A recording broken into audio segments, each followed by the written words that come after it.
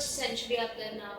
Do you feel that there are any cancer curing studies that have evolved over a period of time? A long way in the first 26 years of this century.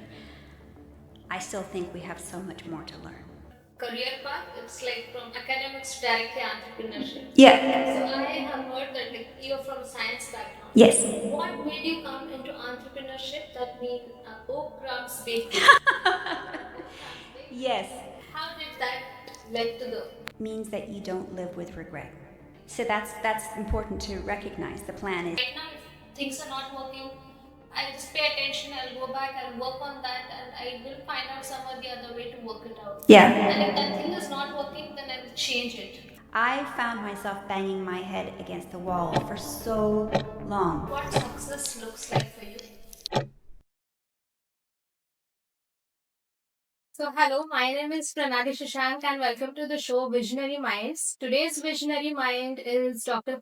Kitty Waters, who has completed her PhD from Yale University in genetics, followed by conducting a stem cell research, to teaching French and science, to finding a bakery, and then homeschooling. So let's explore into her journey and find out some interesting, unexpected connections with entrepreneurship, science, life, and education.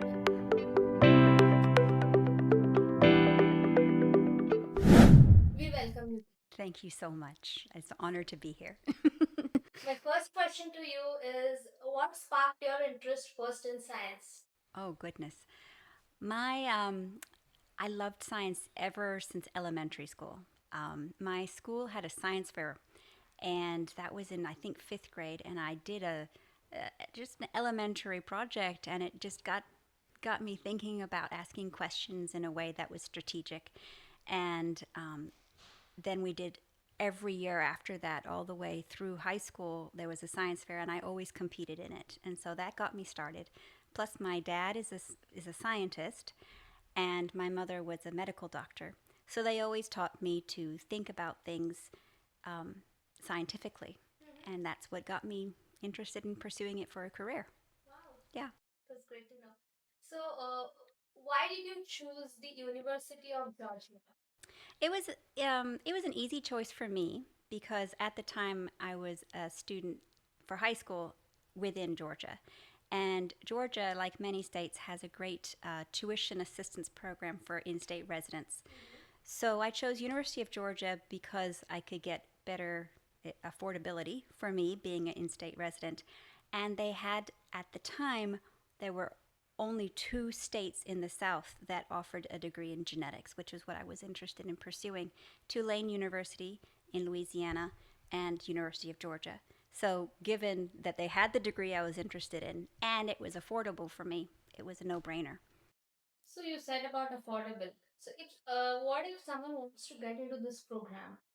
The, the price at state universities depends greatly on where the student lives because their parents or their families have contributed taxes that go into supporting the universities. And so, as residents, they can apply to receive part of their taxes would go automatically into paying for their tuition. So you wouldn't have the same price tag for a year of tuition for an in-state resident as the tuition price tag for somebody living out of the state. Um, I also got a few scholarships just privately, but the the price for me was much more affordable. I did have to take out loans still to be able to go to the University of Georgia, but because it was a state school, they were more affordable than a private school would have been. And the Hope Scholarship, which was the state fund scholarship, helped to pay for a lot of the fees that I would have, yeah, the fee structure, yeah. But certainly the cost of college has gone up astronomically since the early 2000s, which is when I went to school. And that's unfortunate. That's become much difficult now. Absolutely. Absolutely. And the question has to be asked, is it worth it for each person? And that's a personal question for each person. Yeah. Yeah. And is there any benefit that a person is going to get after completion of this program? So for me, I thought it was a wonderful program. I loved how at University of Georgia I had incredible choices of what I could study. There was nothing that I thought of that I didn't have access to trying at University of Georgia, and most larger universities would have that. Um, the challenge I had going to an enormous school like University of Georgia, at the time I went, there were 40,000 students in the undergrad program. And having that many students means that you have to work really hard to make that connection with your professor because they have so many students. Why should you be the person that they remember that down the road they can actually write a letter of recommendation for you? So for me, I worked in several labs. I always asked a bunch of questions. I was also part of their honors program, so that made me eligible to take classes in small classroom settings. That helped me make connections within the scientific community at the university. And that really made me come out of the school feeling confident that despite the size of the school and despite the size of the program, I had been able to make my place there. That sounds It interesting. was it was fun. It was fun. So you have done your PhD in genetics. I did, So yes. how can you explain something about genetics to a person from non-scientific background? I think I would take each question individually. So, uh, to sum up the entire field of genetics, which of course it's an enormous field, but to sum up the entire field of genetics, I would say that genetics is the study of how our genes or our DNA can affect the way our entire individual and our entire population lives. I think that would be it. Okay. So, studying how our genes affect us and our population. So I heard that you have worked with Valerie Renke. Yes. So can you tell us something about that? Valerie Ranke is an amazing woman. She works at University of Georgia in their genetics department. And when I joined her lab, she was a fairly young professor. She hadn't been there for many years, and so she was still building her lab up, building up her lab culture. I was among some of her first students. And I found her to be incredibly patient, incredibly supportive. She allowed me to ask questions. She allowed me a great deal of liberty to design the experiments. She ran her lab with, we had meetings with her every week to discuss the results, and she would ask questions about what direction to go in and so forth. Valerie is very involved in genomic analysis. And why that's different from genetics overall is genomics is a part of genetics in which we study how the entire data set for all of not just a specific gene, but all of the genes and all of the DNA around the genes, how all of that is assembled and used by the organism. Many people think of genetics and they think of Mendel's square, or the pea experiments, or blue eye color. They think of like individual genes that affect a single trait, whereas genomics, which is where she studied a great deal of her focus of her research, is on the overarching entire collection of all DNA and how it is used overall. So it's looking at the entire animal versus looking at just one organ would be an analysis that might be comparable. So yeah, I enjoyed working with her. Forward to interview Valerie as well Yeah, now. that would be fun. She's a lovely lady. So what were some interesting discoveries that you did during this period? I so in my own research, I found a particular gene. It was called VRK1, vaccinia related kinase 1, so a very specific study. And I found an interaction between this gene and a gene called P53.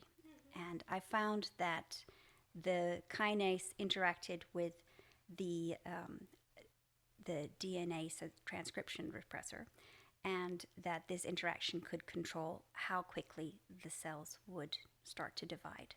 And so that was really exciting because P53 is very universal among many different types of animals, many different types of life, and it's very involved in many types of things that go wrong when proliferation isn't controlled, like cancer or like tumors or like excessive growth in development.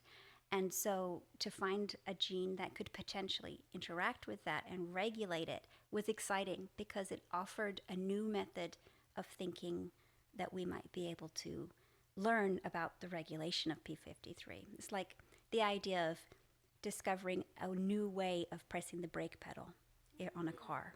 So that I found really exciting. Proving the interaction was the focus of my thesis. So that was basically the entire time that I was at Yale and working with Valerie was going through all the different steps that we felt necessary to prove the interaction between these two major players in stem cell biology. Wow. I don't know if that helps to understand the interaction, but that's what I did. Yeah, that sounds Yeah. really out of the box. Maybe, yeah. Because one who is not from that background, it sounds something very different for them. Yeah. That sounded interesting. Good. So we have come to the 21st century up there now. Do you feel that there are any cancer curing studies that have evolved over a period of time? Yes, I do. I do think that cancer curing studies have come a long way in the first 26 years of this century. I still think we have so much more to learn. I still think there's so much more to do. I am not on the forefront of that research anymore, so I can't speak to exactly what the progress has been, except to say that I feel much less fear of a cancer diagnosis now than I would have at the beginning of my research, for example. I really think that we've come so far scientifically in understanding how these interactions happen. Living in the United States, our drug and research development systems are extremely rigorous, and some would say sometimes too rigorous, or at least certainly too slow, because we're trying to make sure truly that not only do our drugs work, but they don't hurt. So there's the do no harm. There's the whole um, role of the drug administration, and I can't speak to that exactly because again I'm out of the field, but I have often seen studies that were so promising and it led to nothing in terms of actually using it in humans because what we were studying may not actually translate to humans, or there may be so many side effects that it made it more harmful than beneficial to use those products. So what I was working on was the beginning start of what could potentially have become. You see, so I don't think anybody has pursued, to my knowledge, that research going further, but it's an example of how one would take basic research like what I was doing and potentially down the road use it as part of drug therapy or as therapy in general for humans who struggle with overproliferation of cells. In this your whole career, when you achieved your PhD or you had been to undergraduate school, were there any challenges that you discovered? Definitely. I was always a very good student, if I do say so myself. I loved learning. I loved the classroom setting.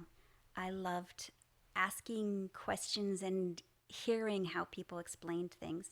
And I enjoyed proving that I understood the information. So I was a good test taker and I really enjoyed classes. And I didn't find much that I didn't find interesting. So school was a joy for me. What I struggled with was balancing having a private life or a social life with my interest outside. And it wasn't until graduate school that I actually found other people who also found being a nerd to be as exciting as as I did. And that's really where I was able to find, I really was able to find an amazing group of friends that were social and academic in the same time. Um, so for me, the challenges had to do with looking after my own mental health and looking after the social balance with academics, as well as picking something. I struggled with choosing a major, and I ended up choosing almost everything. Right? I was a math major for a while. I was a cell biology major, and I didn't drop that one. I was a genetics major, and I still loved languages, so I was also a French minor. So if I could have stayed in school for longer, I would have probably picked up anthropology. I loved anthropology, and I never expected to love anthropology. And that's also why going to an enormous school allowed me, it opened the idea of studying something that I hadn't thought of before. I didn't know I would like anthropology until I was required to take it in my freshman year. And I thought, wow, this is really interesting. Maybe I'll do a complete 180 and go in this direction instead. I didn't, obviously, but I found it hard to choose. There was a it was hard to choose. Yeah, I see your career path. It's like from academics to directly entrepreneurship. Yeah. You're from a science background. Yes. What made you come into entrepreneurship? The Oak Crumbs Bakery. I know it seems like a complete non sequitur, and in fact, it is a non sequitur. So, I suffered a family loss while I was in graduate school, and when I graduated, I was also already pregnant with my first child. And after she was born, my husband and I ended up moving to Tennessee. So we had moved from Connecticut to Tennessee. So a radical, big change, new people, and with a new baby. And he had a very demanding position that made it very hard to rely on him schedule wise. So I didn't feel like the balance was possible. I also got pregnant again pretty quickly. And so I had two and then three children, very young children, very quickly. And I didn't go back to the academic or the science career until much, much later. I ended up at home with the three children, absolutely going crazy.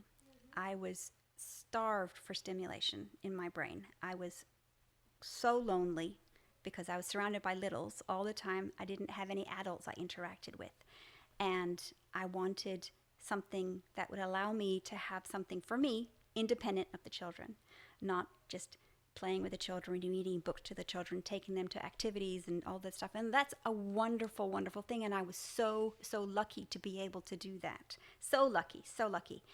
But in my head, I felt stagnant.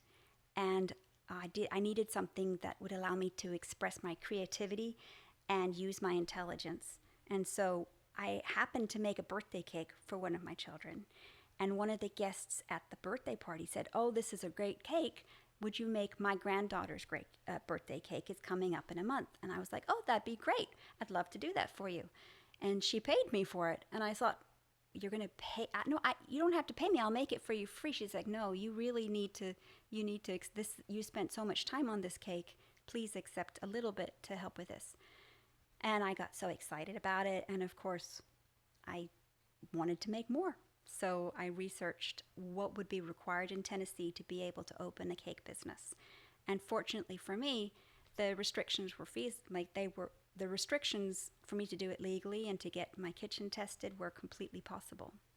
They have very open cottage industry policy in Tennessee. So I went through all the legal requirements. I did my food safety test and was approved. So I created the LLC, which really, it just made it a little bit more official.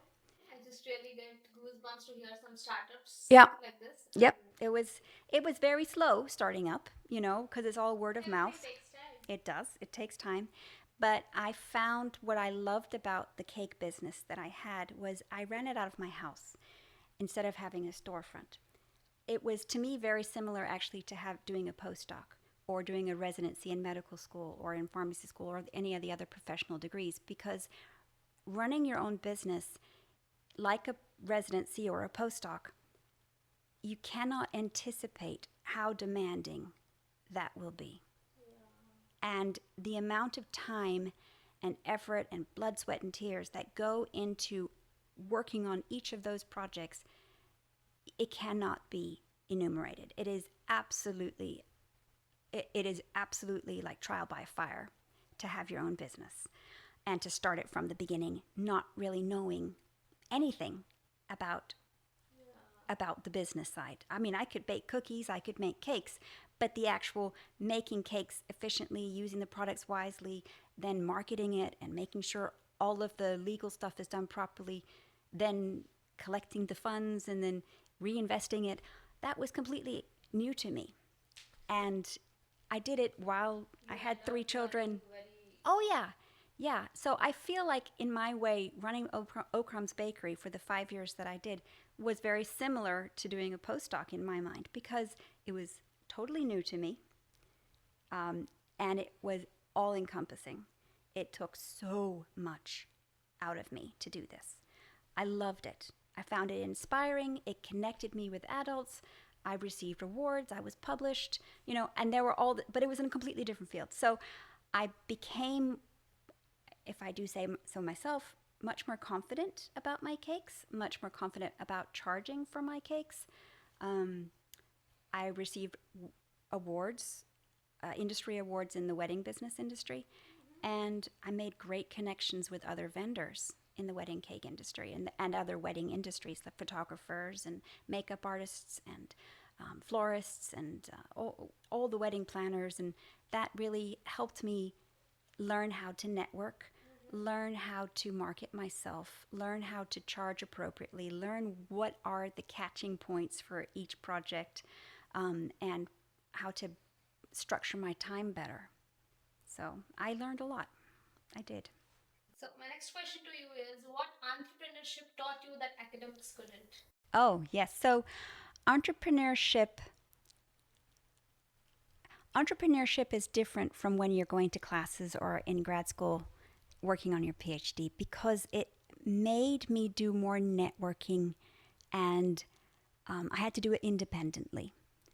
Unlike academics and classwork settings where you have somebody else basically provide you with the information and then test you on it, I had to go out and create the information myself. I had to go out and create the projects myself. And I had to go out and present and flip that around, get the income from that project. It was entrepreneurship made me come out of my Comfort zone? comfort zone, definitely out of my comfort zone. Absolutely. I'd never done anything like it. I felt very nervous asking people to pay me money. I felt very nervous about handling situations where people wanted to challenge me on, do you really want to charge that much? Or do you really think that you can deliver what you're promising? I had a hard time. This is just a personal thing for me, but I had a really hard time balancing home life with the job, especially because I had it out of my own kitchen. And that was something I think academics also struggled with, but in a different way. Because when you're in academics, everybody recognizes that this is worthy, that it's worth putting the time and money and effort into. We all like, oh, she's got a test, let her go study. Oh, she's got an exam, or oh, she's got a lecture, oh, she's got a presentation. Everybody understands the value. But if you are talking to people in your community and you say, well, I'm running a cake business, well, unless it's famous or successful or in some other way, obviously making money, it's hard to validate that, especially if it is not succeeding financially.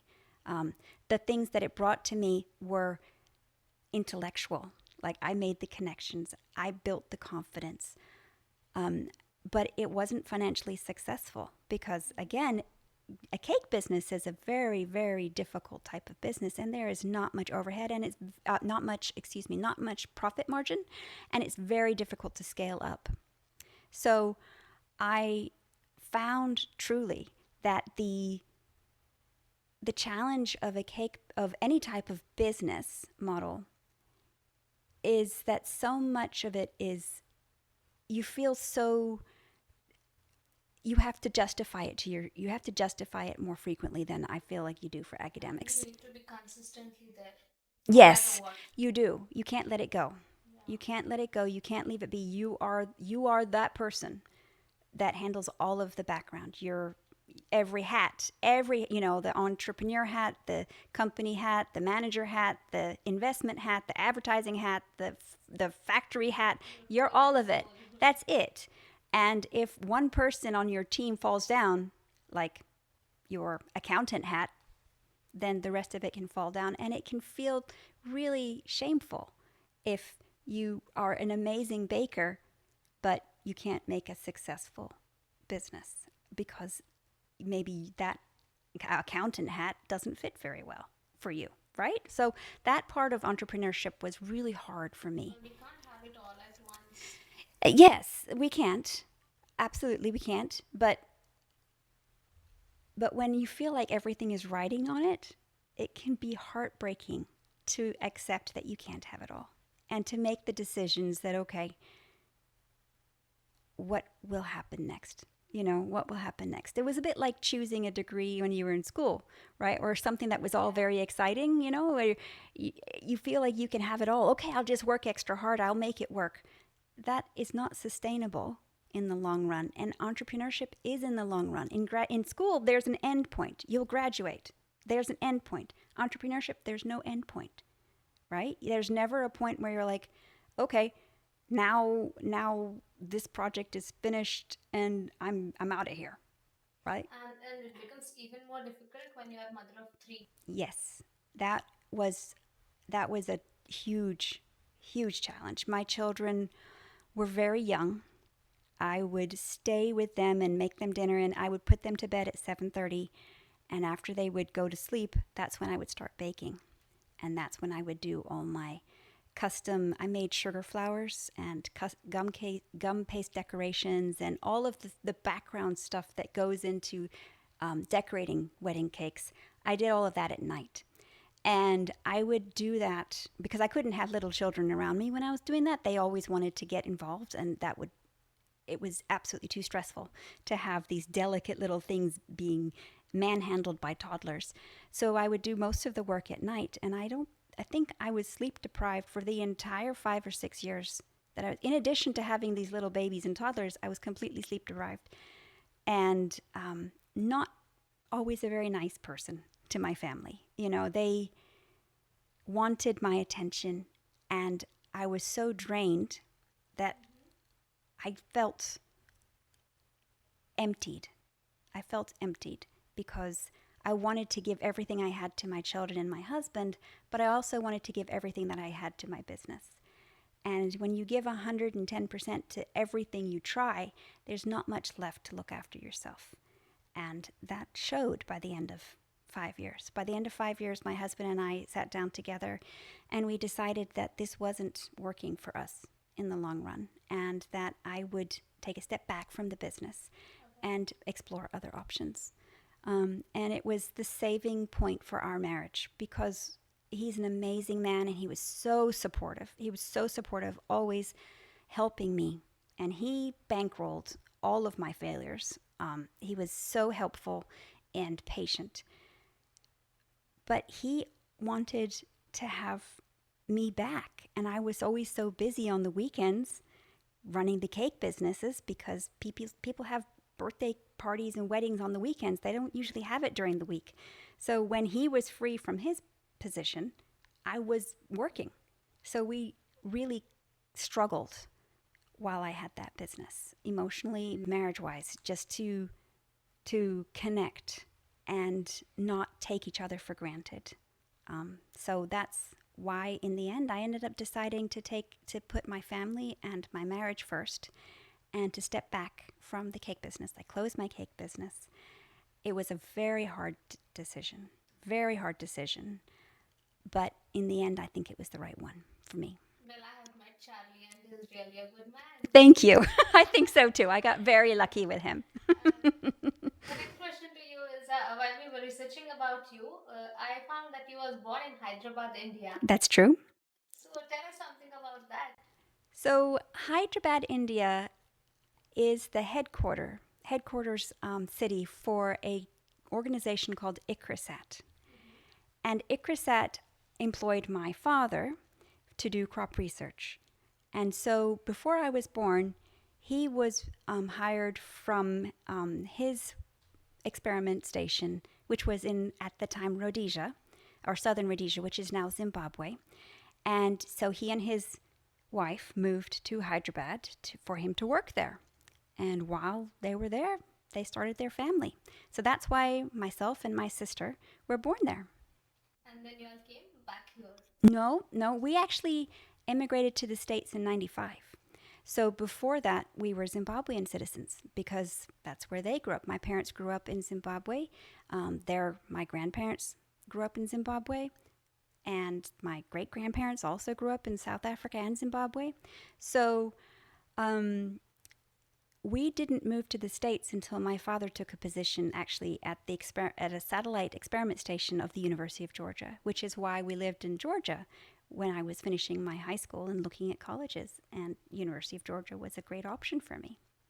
So that's the story. That's interesting. So you teach science in French, I if I'm not did, wrong. yes. Yeah. Yes. So is it, what are the difficulties that you face or you have seen through this long years when you teach to adults that or kids? Oh my gosh. Totally different ball of wax or string of cheese or whatever the expression is. Teaching children, first of all, I was very, very fortunate to be able to teach children French and science. But I took for granted that they would understand me because I was used to thinking in terms of my peers, which were all in my academic career, my classmates who were adults, or they were at least at the same level as me in terms of maturity, in terms of the fact that they had taken all the same classes beforehand.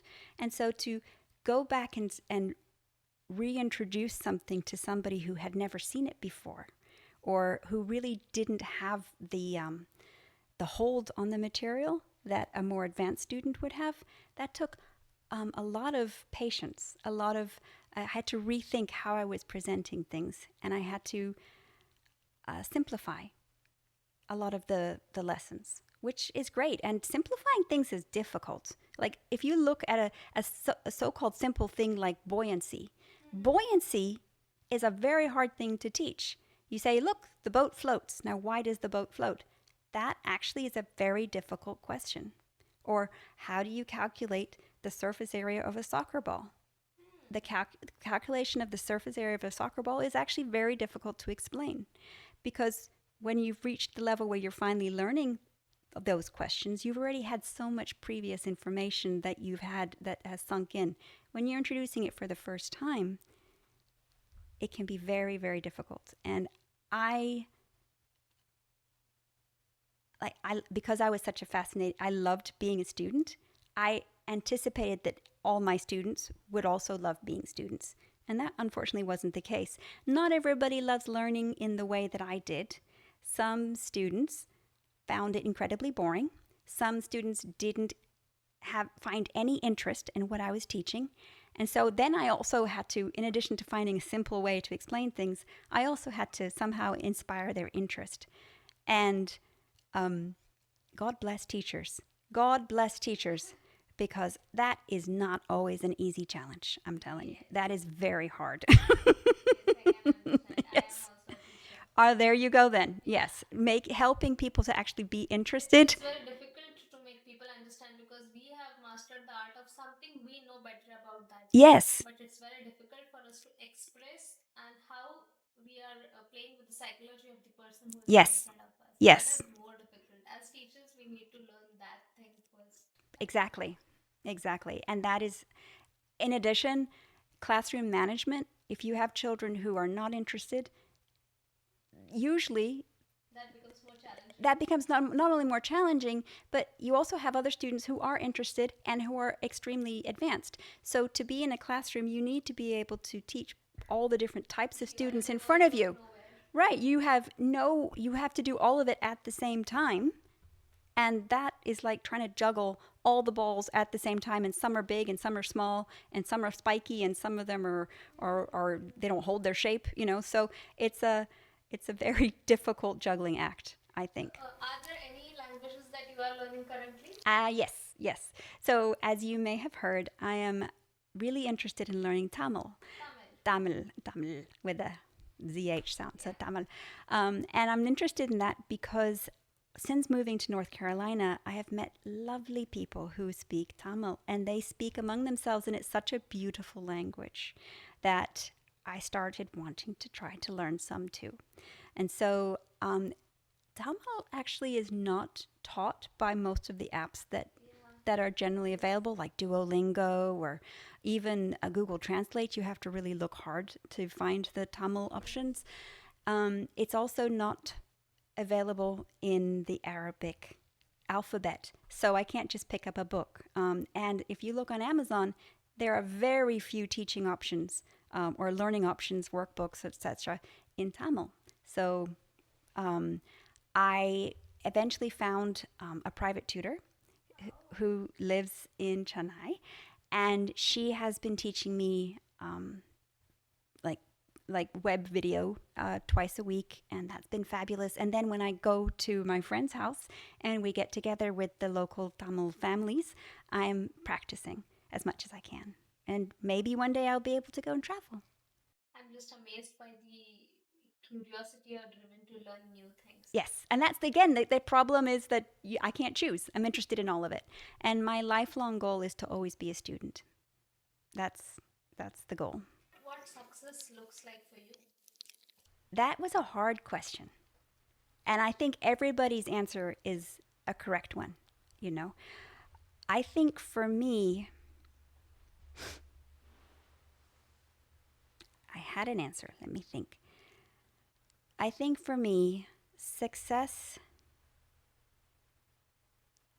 means that you don't live with regret, that you come to peace with the regrets that you have, because there's always going to be something you wish you could have done. Or there's always the, oh my gosh, I'm missing out, the fear of missing out, that you didn't follow this path. And I think having success is recognizing your own happiness in the place that you chose. But and that is hard. I don't always succeed in that goal. But if I can feel happy with the choices that I made, even knowing that I've missed out on stuff that I didn't choose, if I can find the happiness in that, I think I'm successful.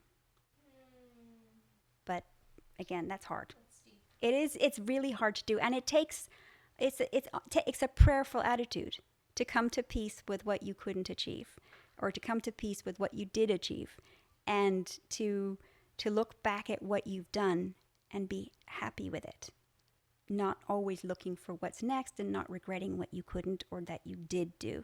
I think that's success. Yeah. What about you? Well, I'm figuring it right now. Yeah. Working on it. The thing is, we have to keep working consistently. Yeah. When hard work pays off, you will definitely get a success. But even if you are getting a success, you should not stop. Yeah. You have to try to figure out things that how can I make things much better, or if the right now if things are not working, I'll just pay attention, I'll go back, I'll work on that, and I will find out some or the other way to work it out. Yeah. And if that thing is not working, then I will change it. Okay. So Yeah. that's important to recognize. The plan is that But if I'll it, not sit, yeah. empty-minded, Yes. because empty-mind is devil's house, and that is what is very dangerous. It So you is. need to figure out something else, and we have so many number of things to do in this world. Yes. We are not exploring them. Yes. You need to explore it, like you Yes. said. Yes. And I think also being open to other avenues, because like I said, you don't ever know what's going to happen, right? So I found myself banging my head against the wall for so long with the cake business, and then in grad school there were a lot of times where I was like, oh my god, why am I determined to do this project? You know, at some point you've invested so much, it's really hard to stop. It's really hard to say, but if I stop now, I'll lose all the progress I've made. And I think it's more important to think of it instead of, let me take the lessons that I've learned from this progress, from all these investments, and decide what to do with them, right? Like, can we rewrite this story, even if it all looks like a failure? Can we rewrite this story to focus it in a different light?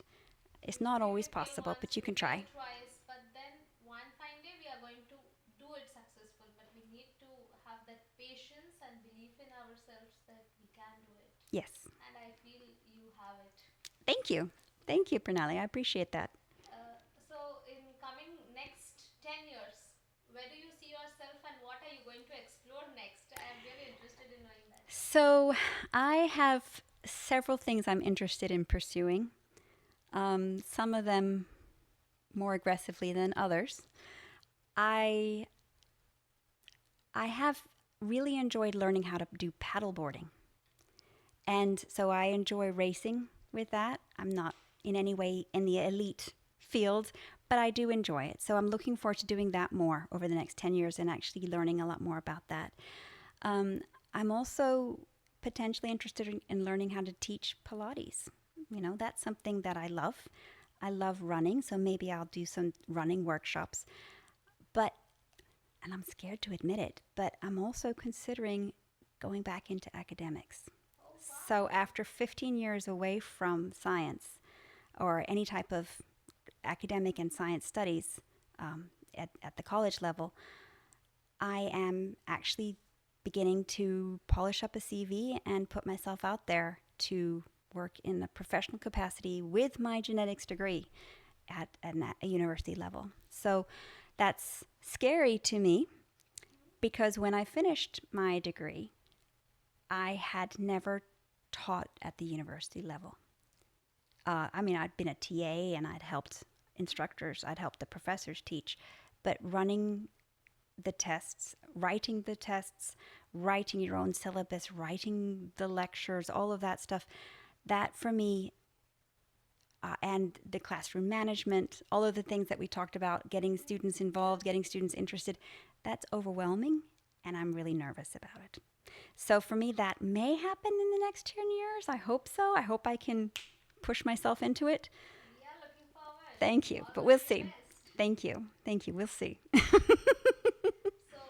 you so much. And is there any, like, anything, any feedback you want to give? I just keep going. I am honored to be here, and I know other people will be too. And I want you to know how much giving this opportunity to others really means. Yeah. You know, it truly, sitting on this side of the microphone and coming to the thoughts that I have shared with you has been eye opening for me, you know, to be asked these questions. And that is a gift and a service that you should be very proud of. Truly, truly. Like That should. Thank you so much. yes, that's very, I hope it's rewarding to you. Thank you. And if anyone wants to work with you further, how can they contact you? Well, I'm on Instagram. Okay. My tag is all sugar o crumbs, and they can always reach out to me there, and I'll happily take DMs and go from there. Yeah, Thank you so much, Kitty. We my had a pleasure. great time Thank talking you, with you. Pranali.